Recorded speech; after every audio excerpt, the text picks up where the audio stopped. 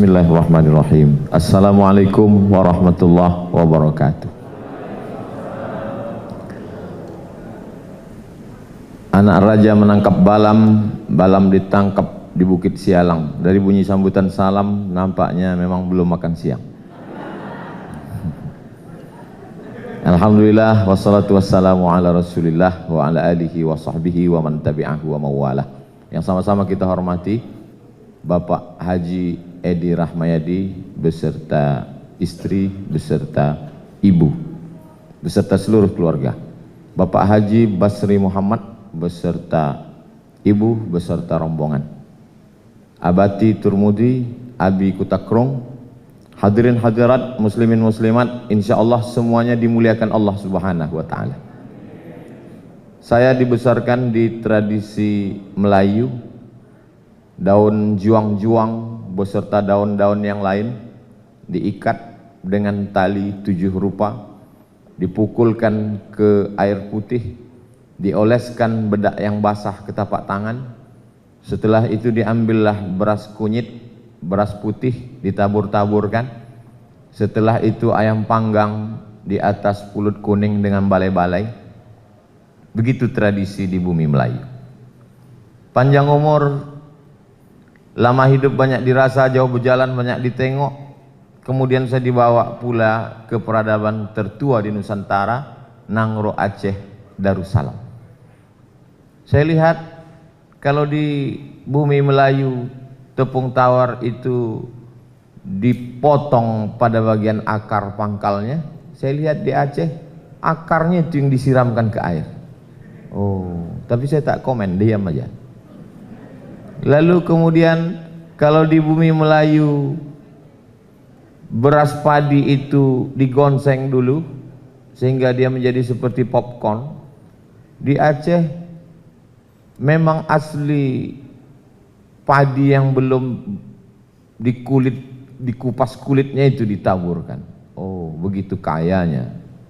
Lalu kemudian para tengku, para abu, para abi mengambilkan pulut kuning, menyuapkan ke mulut saya. Saya tengok antrian panjang. Wah, ini kalau sampai semua menyuap, kenyang juga ini saya pikir. 41 titik tausiah di Aceh. Semuanya pakai pesejuk. Lalu kemudian dibawa saya ke bumi saudara-saudara kita dari Mandailing. Diberikanlah upah-upah tondi, dikumpulkan. Lalu saya tanya, apa ini Pak? Di dalam satu piring besar ada ayam, ada telur ayam, ada ikan, ada udang. Kata dia, disinilah bersatu rahmat Allah yang di darat maupun di air, yang sudah jadi maupun belum jadi. Saya sangka ini disuapkan semua ke mulut, rupanya dinaikkan ke kepala. Sesudah itu sebagiannya disuapkan. Lalu kemudian pergi pula ke bumi Minangkabau, disambut pakai piring banyak sekali. Rupanya dipakai untuk menari, tari piring. Lalu setelah itu di Kabupaten Agam disambut oleh tari-tarian perempuan membawakan tepak sirih. Pertama tepak itu diberikan ke saya, baru ke Pak Bupati. Tepak sirih itu diberikan ke saya ambil satu daun sirih, saya lipat-lipat, saya kunyahkan ke mulut. Setelah itu diberikan ke Pak Bupati, rupanya ujung sirih itu aja disobek sedikit. Dalam hati saya kok tahu macam ini tadi, tak satu daun ini dikunyahkan, pedasnya minta ampun. Lalu kemudian dibawa pula saya ke Kalimantan. Sampai di Kalimantan diberikan golok panjang, dibisikkan ke saya, ini nanti Ustadz satu tebasan mesti putus. Apa yang mau dipotong ini? Tebu berwarna hitam, disambut di airport. Lalu setelah itu sampai ke Sorong, Papua Barat. Sampai di Papua, di airport diberikan mereka piring besar. Di piring itu ada gambar burung kasuari. Lalu kemudian disambut dengan tari-tarian anak Papua.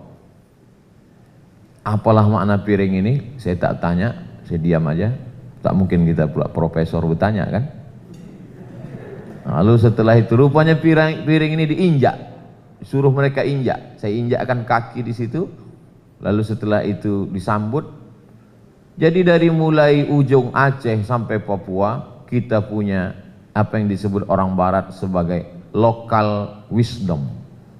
Ada kearifan lokal. Kenapa ulama tidak melarang itu? Padahal kita tahu di bumi Melayu ada namanya Syekh Hasan Maksum, imam besar Masjid Istana Delhi, murid langsung dari Imam Masjidil Haram Syekh Ahmad Khatib Al-Minkabawi, ahli fikih, ahli usul fikih. Murid-muridnya mendirikan Al-Jamiatul Wasliyah. Kenapa mereka tidak melarang tradisi itu? Lalu kemudian di Nangro Aceh Darussalam ada Syekh Abdul Raub As-Singkili, orang pertama yang menerjemahkan Al-Quran ke dalam bahasa Melayu. Lalu kemudian ada Syekh Nuruddin Ar-Raniri yang namanya dinobatkan sebagai nama Universitas Islam Negeri Ar-Raniri. Kemudian ada pula Mursyid Tarekat Naqsabandiyah Syekh Muhammad Wali, dilanjutkan dengan anaknya Profesor Muhibbuddin Wali yang merupakan orang pertama meraih doktor bidang usul fikih dari Universitas Al-Azhar. Kenapa mereka tidak melarang, mengatakan itu perbuatan mungkar, perbuatan bid'ah, dolalah, masuk neraka. Lalu kemudian masih ada ulama tua. Saya kalau ke Aceh, saya temui beliau pekan lalu dalam acara peringatan 17 tahun tsunami, menemui beliau, Abu Kutakrung, dan keluarga beliau hadir pada kesempatan ini. Lalu kemudian di Sumatera Barat pula ada ulama besar Inyak Candong, Inyak Jaho, Syekh Sulaiman Ar-Rasuli, pendiri Persatuan Tarbiyah Islamiyah. Lalu di Kalimantan ada kitabnya dibaca di seluruh kerajaan Melayu sebagai pegangan dalam bidang fikih. Kita di bumi Melayu selalu membaca fikih Perukunan Melayu. Perukunan Melayu itu merupakan intisari dari kitab yang ditulis oleh Mufti Kerajaan Banjar Syekh Muhammad Arsyad Al-Banjari. Nama kitabnya Sabilal Muhtadin. Sabilal Muhtadin itu merupakan syarah dari Aceh, yaitu Siratal Mustaqim. Ditulis Nuruddin Ar-Raniri, disyarah Mufti Kerajaan Banjar Sabilal Muhtadin, syarah As-Siratil Mustaqim. Kenapa ulama Nusantara tidak melarang tradisi-tradisi itu? Ternyata setelah kita pelajari, ternyata di dalamnya tidak merusak akidah, hanya sebatas tradisi. Jadi kalau nanti ada orang yang melarang tradisi, berarti kita juga mesti melarang panjat pinang 17 Agustus. Tidak ada yang dirusak akidah di dalamnya. Semuanya setelah selesai acara berdoa kepada Allah Subhanahu wa taala. Jadi dapat kita ambil pelajaran dari mulai acara pesejuk, dilanjutkan dengan tepung tawar, dilanjutkan dengan upah-upah, maka semuanya itu terkandung paling tidak ada 3 makna. Yang pertama, silaturahim. Sedangkan silaturahim dalam Islam diajarkan, man ahabba ibsatalahu fi rizqihi, siapa yang mau dilapangkan rezekinya, wa yunsa'alahu fi atharihi, dipanjangkan umurnya, falyasil rahimahu, hendaklah dia menyambung tali silaturahim. Jadi kalau ada undangan pesejuk, ada undangan upah-upah, ada undangan tepung tawar, datang saja karena di dalamnya ada silaturahim. Termasuklah hari ini. Tadi saya baru saja mendarat di airport, langsung dari Kuala Namu kemari. Saya sudah bolak-balik kemari, tapi tadi sambutan luar biasa. Dalam hati saya, mak, lain kedatangan saya sekali ini. Rupanya acara 7 bulan. Masya Allah, tabarakallah. Jadi tadi saya mohon maaf kepada Ananda, Ari, dan Ibu Dokter Dira. Mohon maaf saya tak bawa kain, kata saya. Karena tradisi orang Melayu kalau ada begini mesti disarungkan kain. Tidak salah saya karena panitia tak mengasih tahu. Nah, rupanya Pak Gubernur pun tak tahu acara ini sebesar ini. Nah, ini semua merupakan berkah. Mudah-mudahan anak cucu Pak Gubernur, cucu Pak Haji Edi Rahmayadi, dan cucu Pak Haji Basri Muhammad pun begitu juga di masa akan datang, tak terduga lebih besar dari yang kita fikirkan, insya Allah. Lebih sukses dunia dan akhirat. Silaturahim ini sekarang lah sudah mulai putus gara-gara medsos. Dulu orang kalau ada orang nikah kita datang. Sekarang cukup dengan kirim foto, barakallahu lakuma wa baraka alaikuma wa jama'a bainakuma fi khair. Lalu di komen yang lain, amin, amin, amin, amin. Dulu kalau ada orang meninggal kita datang. Sekarang cukup dengan cari foto, lalu lingkari wajahnya. Inilah kawan kami yang meninggal, innalillah wa inna ilaihi raji'un. Makanya saya kalau banyak jamaah tuh ngajak foto, dalam hati saya, mungkin kau simpan supaya aku mati, nanti ada bahan kau update status.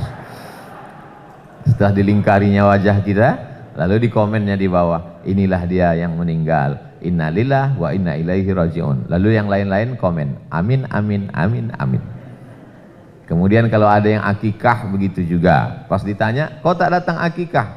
Aku jangankan makan kambing, menengok kambing pun naik darah tinggiku.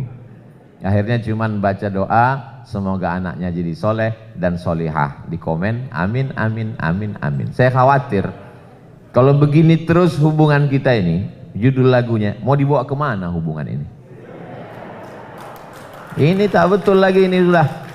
Jadi hari ini berkumpul 3 budaya, Melayu, Aceh, Mandailing. Kita ingin tunjukkan bahwa tradisi lokal wisdom, kearifan lokal mesti dihidupkan kembali. Tidak hanya sekedar budaya medsos dari barat yang merusak hubungan silaturahim kita. Tapi kita juga tidak bisa salahkan medsos. Kenapa? Karena dengan undangan yang terbatas ini, tapi insya Allah acara kita ini ditonton oleh seluruh manusia di dunia dan di akhirat. Kenapa? Karena diupload di channel Hi Guys Official, subscribe, like, and share. Nah, jamaah yang dimuliakan. Jadi kita perpadukan antara budaya barat dengan budaya lokal, sehingga yang baik-baik kita ambil. Khudh ma safa, da'ma kadar. Ambil yang jernih, buang yang keruh. Mudah-mudahan silaturahim kita tetap berlanjut insyaallah. Amin ya rabbal alamin. Poin yang kedua, bahwa di sana ada harapan. Ketika orang mengambil air, ditaburkan bedak basah, sesungguhnya saat diletakkan ke tapak tangan, di situ ada harapan supaya mendatangkan ketenangan. Adapun padi dengan beras kunyit, maknanya adalah mendatangkan kesuburan. Karena kita amat sangat tergantung dengan padi. Di budaya Melayu, di budaya Aceh, padi dengan beras tetap dipakai. Jadi saya yang tak begitu paham budaya, saya tanyalah ke kawan-kawan saya di LAM, Lembaga Adat Melayu.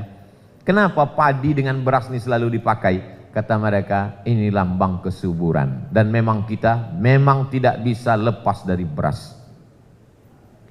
Saya kuliah di Mesir 4 tahun, orang Mesir makan gandum. Di Maroko 2 tahun, orang Maroko pun gandum. Saya tinggal di asrama.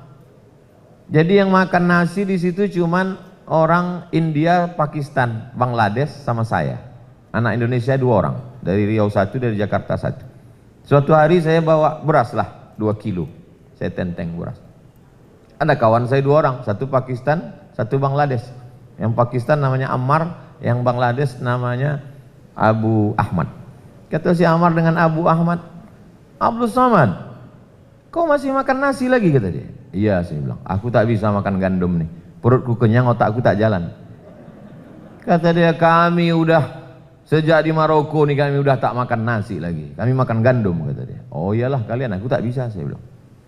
Hari berganti musim berubah, kira-kira sebulan atau 2 bulan setelah itu, saya berdiri di jendela, saya tengok mereka berdua mau mikul beras 1 karung. Turun saya kejar ke bawah. Dulu kalian aja saya bawa beras 2 kilo, sekarang kalian beli 1 karung. Kata dia, kita ini dari kecil makan nasi, kata dia. Sampai mati kita ini tak bisa lepas dari beras ini. Gitu.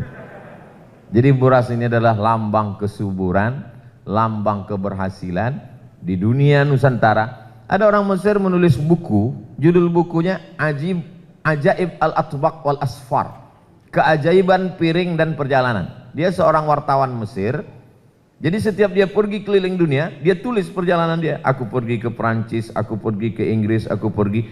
Dalam kitab Ajaibul Atbaq wal Asfar, keajaiban-keajaiban dalam perjalanan selama dia keliling dunia itu, ditulisnya di situ. Yang paling ajaib adalah ada di dunia ini orang makan nasi 1 hari 3 kali, kata dia.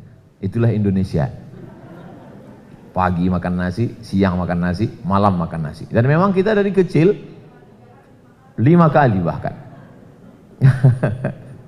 Dan kita memang dari kecil itu selalu, kenapa tak makan nasi? Kenapa tak makan nasi? Jadi kalau hari ini tiba-tiba ada orang memaksa dirinya untuk tidak makan nasi, itu memang sudah salah dari kecil. Kalau memang mau tak makan nasi, dari kecil tak usah kasih makan nasi. Kasih makan rumput. Kita ini makan nasi. Jadi saya kemana-mana, pagi makan nasi, siang makan nasi, malam makan nasi. Memang kita sudah terbiasa. Jadi simbol kesuburan, maka semua itu ada makna-maknanya, terkandung, diikat dengan tali 7 warna, kemudian air disiramkan, tapi kemudian diisi dengan agama, sehingga dalam satu hembusan nafas adatnya dapat, agamanya pun dapat. Tadi ketika Tengku membacakan doa, kita semuanya bersalawat, salatullah salamullah ala taha rasulillah. Kenapa? Karena salawat itulah yang membawa doa kepada Allah Subhanahu wa ta'ala. Tak terima doa kalau tidak ada salawat. Maka man shalla alayya salatan, siapa yang bersalawat kepadaku 1 kali, sallallahu alaihi biha asyra, Allah balas 10 kebaikan, wa huttat anhu asyara sayyiat, ditutupi 10 kesalahan, wa rufi'at lahu asyara darajat, ditutupi 10 dosa dan kesalahan, dinaikkan 10 tingkatan kemuliaan.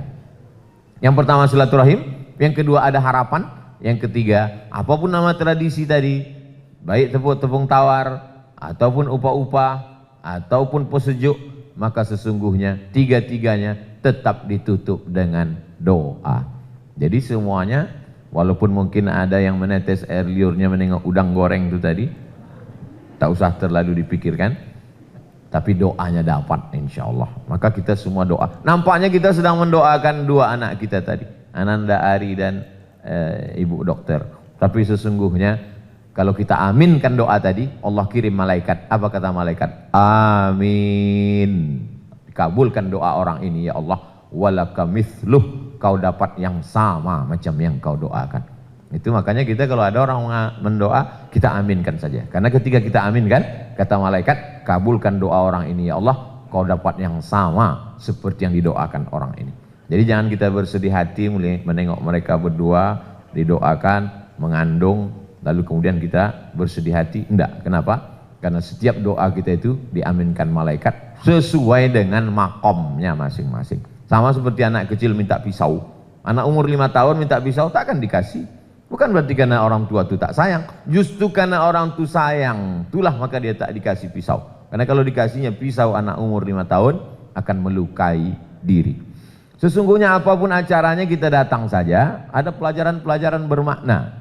Saat senang namanya tahniah, saat susah namanya ta'ziyah. Beda-beda tipis aja itu, pangkalnya ta, ujungnya ta marbutah. Saat senang, nikah, walimah, 7 bulan, tahniah. Saat meninggal, sakit, tahlilan, ta'ziyah. Artinya apa? Ikut senang melihat kesenangan orang, ikut susah melihat kesusahan orang. Hari ini kita ini semua senang apa susah? Senang. Kalau ada yang hari ini hatinya susah, imannya diragukan. Karena sifat orang beriman, in tamsaskum hasanatun tasuhum. Ada orang-orang yang ketika kamu dapat nikmat dia susah hati. Wa in tusibukum sayyi'atun yafrahu biha. Tapi kalau kamu dapat musibah dia senangnya minta ampun. Ada orang seperti itu. Senang melihat orang susah, susah menengok orang senang. Hari ini kita sedang menunjukkan, aku ikut senang melihat Ananda Ari dan Bu Dokter. Kenapa Ustadz dari tadi menyebut Bu Dokter? Ini ceritanya panjang. Pak Gubernur tidak mau kalau saya ke Medan menginap di hotel. Kata beliau, jangan menginap di hotel. Saya pribadi pun sebetulnya tidak nyaman di hotel itu. Karena kita sudah pakai peci, pakai sorban, pakai sarung, macam-macam jumpa di lobi, di lift. Adalah orang yang pakaian belum selesai sudah diambilnya, dipakainya. Ada yang udah hampir siap resleting belum dipasang, jadi kita pun susah. Mau tak kita tengok takut turun lain lantai, jadi terpaksa juga. Nah, jadi kata Pak Gubernur, jangan tinggal di hotel. Baiklah Pak, jadi tinggallah saya beberapa tahun yang lalu. Kemudian datang Bu Dokter, Ustadz bulan berapa ada kosong? Saya bilang bulan Juli insya Allah kosong. Untuk apa Bu Dokter? Saya mau nikah Pak Ustadz. Sama siapa? Sama orang Aceh. Ini orangnya, Ananda Ari. Oh, insya Allah saya datang. Acara walimah nikah. Tiba-tiba dapat saya kabar waktu di Riau, acara pernikahan, tak diundang saya. Dalam hati saya, apa yang terjadi ini? Kenapa tak diundang? Rupanya, saya segan bertanya ke Pak Gubernur. Dalam salah satu acara disampaikan Pak Gubernur, sengaja kemarin nasihat pernikahan itu almarhum Ustadz Tengku Zulkarnain. Tak saya undang Ustadz Somad. Karena kalau dia saya undang, rusak acara nikah anak saya itu. Nanti orang asik mau foto sama dia aja. Oh. Jadi saya menjadi saksi dari mulai mereka sebelum menikah, sampai mereka menikah, digadang-gadang untuk tausiah, sampailah pada hari ini, sampailah nanti insya Allah melahirkan anak akikah, sampailah nanti anak yang lahir nih nikah, mungkin saya nanti tausiah situ. Nah, karena waktu itu, tapi bapak ibunya tepuk tangan dulu, karena waktu itu saya tausiah, mungkin bapak ibu udah tak ada lagi, tapi saya ada waktu itu. Amin kan lah. Jadi ketika kita amin kan, apa kata malaikat? Amin, kabulkan doa orang ini. Wala kamitsluh, kau pun datang juga, kata malaikat. Tapi karena tadi tak diaminkan, jadi tak datang lah. Jamaah yang dimuliakan Allah SWT, jadi selalu kita ingin menjadi saksi tentang perjalanan hidup manusia, ada kebersamaan, ada silaturahim. Maka bersama kita di dunia, bersama kita di rumah pemimpin kita, bersama pula kita nanti di surga Jannatul Firdaus insyaallah. Kemeriahan ini adalah ungkapan syukur kepada Allah Subhanahu wa taala. Tapi juga di balik itu kita sedang diajak untuk mengingat kita. Jadi kalau kita datang acara pernikahan, kita sebenarnya sedang diingatkan tentang pertemuan kita. Kalau kita datang acara orang meninggal dunia, kita sedang diingatkan bahwa kita akan berakhir. Kalau kita datang acara akikah anak, kita sedang diajarkan bahwa kita sebenarnya dulu panjangmu cuman sejengkal, tapak kakimu 2 jari, kau berutang budi kepada manusia. Maka hari ini 7 bulan. Apa pelajaran? Bahwa ketika hormon itu berlebih, maka muncul mual. Dan lalu kemudian sensor hidungnya menjadi lebih tajam. Inilah nikmat pertama yang dirasakan ibu hamil. Saat hormon di tubuhnya mulai berlebih, tidak normal seperti biasanya, mulailah dia mual, mulailah penciumannya tajam dari seperti biasanya, sehingga ini sesuatu yang mempengaruhi psikologisnya. Morning sickness, kata orang kampung kita. Lalu kemudian setelah itu, dia pun menjalani hari-harinya, dari mulai tidak bisa tidur, dari mulai ada yang bed rest total, istirahat tak bisa bangkit, lalu kemudian dengan dibacakan ayat tadi oleh Ananda Ari, wahnan ala wahnin, lemah di atas lemah. Inilah ayat yang tak bisa ditafsirkan oleh laki-laki. Kalau saya tafsirkan ayat lemah di atas lemah ini, ibu-ibu ini berbisik, macam paham aja dia. Kami yang merasakannya. Ustadz mana pula Ustadz tahu. Wahnan ala wahnin, lemah di atas lemah. Lalu kemudian maaf, rahimnya itu membesar. Setelah rahim membesar, maka kemudian ususnya mulai mengecil. Lalu kemudian nafasnya menjadi sesak. Pada akhirnya, lalu kemudian tulang belakangnya membengkok, membungkuk. Dan pada akhirnya, dia akan melahirkan, dan itu yang tak pernah terbalas oleh kita. Jadi kalau tadi kita tengok Pak Gubernur mendorong ibunda untuk pesejuk, sesungguhnya beliau adalah orang yang paling bertuah. Dunianya dapat, akhiratnya dapat. Kalau masih hidup, senangkanlah hatinya. Kita gendong dia dari Medan ini ke Makkah, tawaf 7 putaran di Masjidil Haram, berziarah ke makam Rasulullah, kita gendong balik. Tak dapat menebus berapa tulangnya yang membengkok, berapa kali dia muntah, berapa kali dia tak lalu makan, berapa kali penciumannya terganggu, berapa kali puasanya tinggal.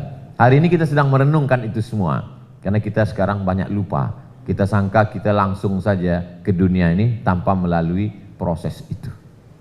Akibat kita terlalu banyak menonton film Mr. Bean. Karena Mr. Bean langsung turun tak melalui proses kehamilan. Jamaah yang dimuliakan Allah Subhanahu wa taala. Jadi hari ini kita sedang diingatkan, fadzakir, ingat-ingatlah. Kenapa Ustadz dari tadi menengok jam? Karena saya dinasihatkan Ustadz tak boleh lewat dari jam 11. Habis ini langsung ke Pematang Siantar, dari Pematang Siantar ke Air Batu, dari situ ke Tanjung Balai besok pagi, habis Tanjung Balai besok khutbah di Masjid Tebing Tinggi, habis itu entah kemana lagi, tidak ingat jadwal saking banyaknya. Mudah-mudahan kita semua diberikan kesehatan, panjang umur, barokah. Kita doakan ibu dokter mudah melahirkannya nanti, dan anaknya anak yang soleh dan solehah. Lalu kemudian pada 7 harinya nanti diakikahkan. Kalau lewat 7 hari, 14 hari, lewat 14 hari, 21 hari, lewat 21 hari, tak usah tengok kalender lagi. Kapan aja masih boleh. Adapun ibu-ibu yang hari ini udah 40, bapak-bapak 50 tahun yang belum akikah, masih boleh akikah. Begitu dalam kitab Majmu' Syarah Muhadzab Imam Nawawi dari kalangan mazhab Syafi'i, boleh akikah. Hanya saja akikah saja, jangan minta marhaban, cukur rambut, minta ayun pula. Takutnya putus tali ayunan itu nanti. Marhaba ayyanur. Begitu dibuka, nenek itu senyum. Bapak Ibu yang dimuliakan Allah Subhanahu wa taala, saya luar biasa ikut senang hari ini. Bukan main senang hati saya, senang melihat mereka bertemu, menikah, senang Pak Gubernur dapat menantu ganteng, pandai pula baca Quran. Kadang ada nampak kita ganteng, Iqra pun tak lulus. Ada pandai mengaji, tak pula ganteng. Yang lebih parah, sudahlah tak ganteng, tak pandai mengaji. Mati aja lah. Membaca Quran, keturunan orang baik-baik, hadir Abi Kota Krung, alim ulama, ikut senang hari ini, ikut berbahagia. Saya ucapkan selamat, barakallahu lakum fi auladikum wa ahlikum wa amwalikum. Terima kasih segala perhatian, mohon maaf atas segala kesilapan dan kekhilafan. Menangkap puyuh ke Bukit Selasih. Thank you dan terima kasih. Assalamualaikum warahmatullahi wabarakatuh.